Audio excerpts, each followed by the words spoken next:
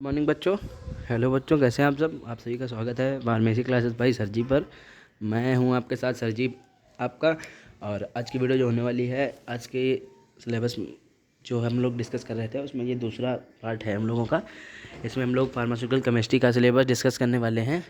तो देख लीजिए आप, जैसा कि फार्मास्यूटिकल केमिस्ट्री में आप लोग देख सकते हैं कि पहली यूनिट जो है वो है इंट्रोडक्शन। जैसे किसी भी सब्जेक्ट का हम लोग फार्मेसी में ये है कि आपका जितने भी सब्जेक्ट्स हैं including first and second year, उसमें जो पहली यूनिट रहती है वो इंट्रोडक्शन की ही रहती है।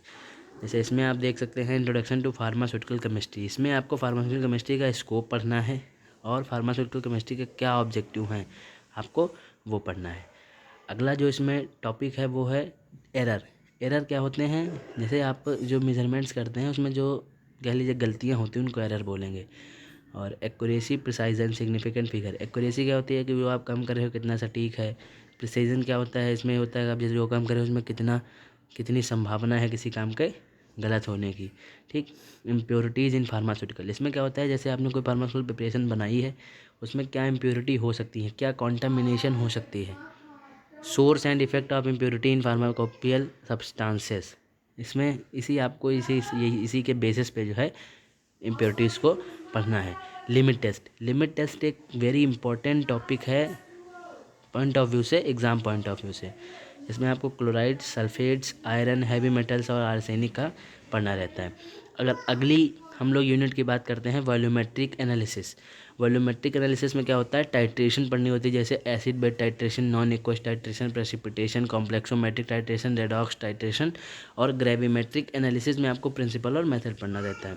ये हमारा फार्मास्यूटिकल एनालिसिस का पार्ट है, ये बी फार्मा में है, हम लोगों का रिवाइज सिलेबस है इसलिए इसमें ये मेंशन कर दिया गया है। ठीक।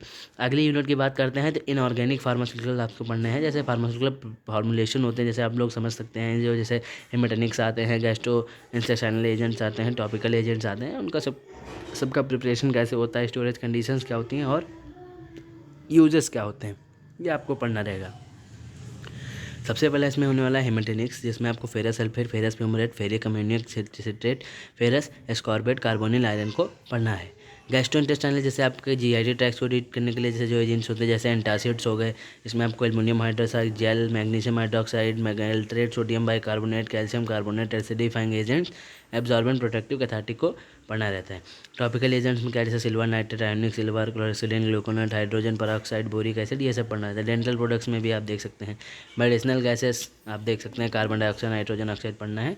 फिर इसमें देख लीजिए एक ये 4th यूनिट बनाई गई है, introduction to nomenclature of organic chemical system with particular reference to heterocyclic compound. इसमें क्या है कि हेट्रोसाइक्लिक कंपाउंड जो 3 रिंग तक होते हैं इनमें आपको इनका स्ट्रक्चर पढ़ना है और कुछ बेसिक्स हैं वो मैं आपको इसी में पढ़ाऊँगा, ये सब आपको पढ़ना रहेगा। फिर आ जाइए कि ये जो जितनी ये ड्रग्स दी हुई हैं इनको आपको क्या पढ़ना है कि study of the following category of medicinal compounds with respect to, इसका क्लासिफिकेशन पढ़ना है, इसका केमिकल नेम पढ़ना है, केमिकल स्ट्रक्चर पढ़ना है और use, stability and storage condition के साथ साथ डिफरेंट टाइप ऑफ जो है फॉर्मुलेशन के ब्रांच नेम भी आपको पढ़ना है। इसमें क्या है कि ड्रग्स जो सीएनएस पे एक्ट करती हैं, जैसे आपका हो गया एनास्थेटिक एजेंट जैसे thiopental, sodium ketamine, hydrochloride, propofol.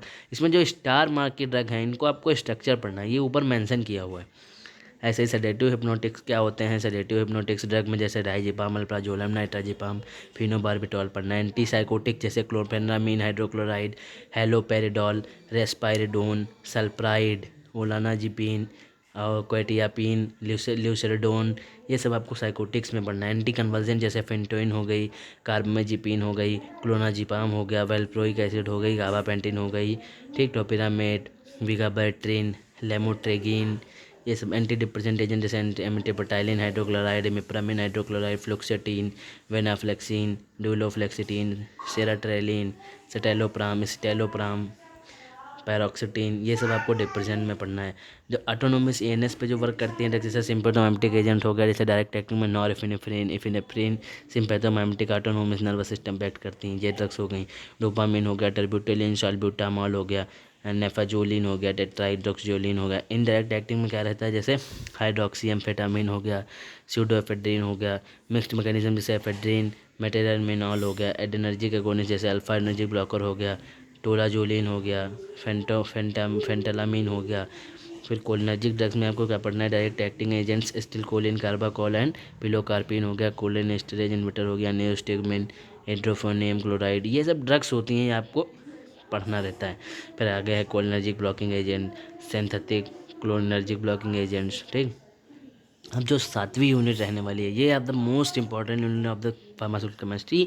ये आपको इंक्लूडिंग सेकेंड ईयर फार्मास्यूटिकल मतलब डिप्लोमा सेकेंड ईयर में फार्माकोलॉजी में भी मिलने वाली है। ये सभी ड्रग आपको वहाँ पे पढ़ने को मिलेंगी। चलिए इसमें देख लेते हैं क्या क्या है कि drug acting on cardiovascular system में है एंटी एरेथमिक ड्रग्स, जैसे क्विनिडीन सल्फेट है, प्रोकेनामाइड हाइड्रोक्लोराइड है, वेरापामिल है, फेनोटोइन सोडियम है, लिडोनोकेन है, हाइड्रोक्लोराइड है, और इसके साथ साथ सोटालॉल ड्रग्स हैं, एंटी हाइपरटेंसिव ड्रग जो रिड्यूस करती हैं मतलब reduce the blood pressure to which exert the body's blood arteries.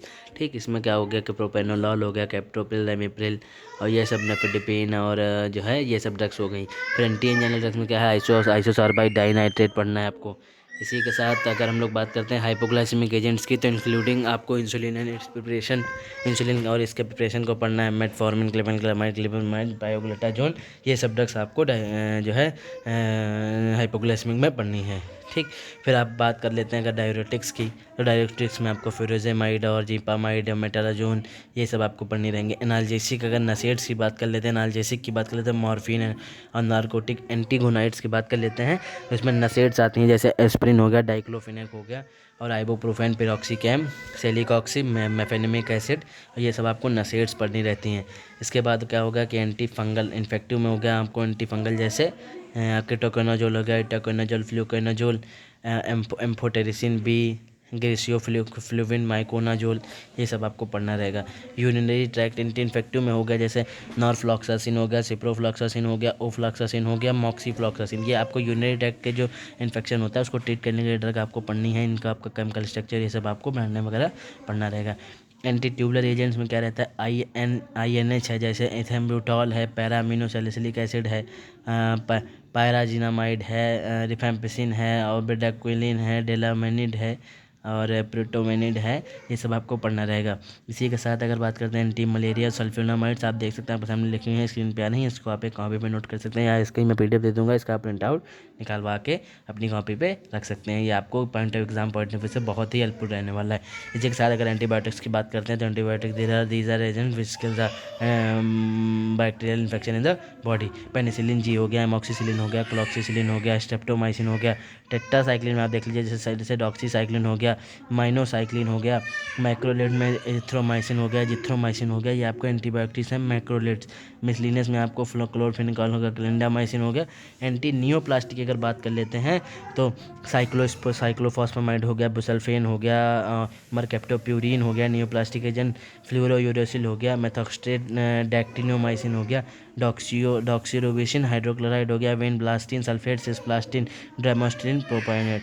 ये आपकी पूरी टोटल 13 यूनिट फार्माकोल केमिस्ट्री में हो गई। इसी के साथ देख सकते हैं जिसमें बहुत ही ब्रॉड सिलेबस दे रखा है डिप्लोमा के हिसाब से। ये सिलेबस तो है, फार्मेसी के हिसाब से, बैचलर के हिसाब से रहना चाहिए, रहना चाहिए, लेकिन आप हम लोगों को इसमें पढ़ना यही रहता है, और ये आपका फार्मास्यूटिकल केमिस्ट्री का पूरा होल सिलेबस हो गया। चलिए, तो इसमें आपको अगर कोई भी दिक्कत आ रही है तो हमारे कमेंट बॉक्स में आप लिख दीजिए, मैं जिस भी प्रकार संभव हो सकेगा मैं आपको पूरा आंसर देने की कोशिश करूँगा।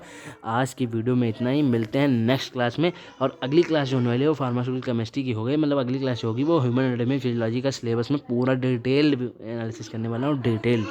ठीक है, तब तक के लिए बाय बाय।